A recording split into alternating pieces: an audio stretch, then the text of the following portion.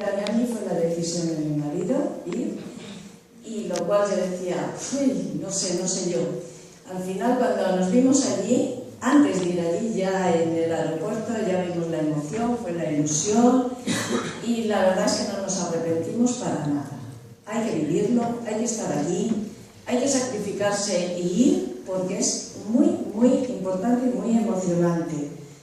Yo os puedo decir que cuando acabó un poco ya la reunión y nos juntó a todos allí para hablar de lo que nos había, Claudia y Pepe, de lo que nos había parecido la reunión y todo eso, lo que llevábamos, lo que dejábamos, yo siempre he dicho que he dejado más de lo que me he traído, porque he dejado mis miedos, mis vergüenzas, mi todo. Para mí esto era un mundo que le veía muy bonito, muy bien, pero para mí no era desarrollarme, sino estar donde estoy ahora, hablar delante de la gente.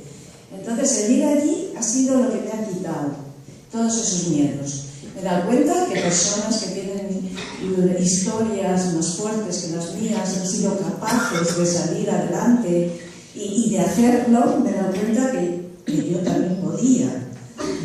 Y ves todo lo que han dicho mis compañeras, la unidad que tienes, si hay algún problema lo resolvemos entre todos. O sea, es impresionante.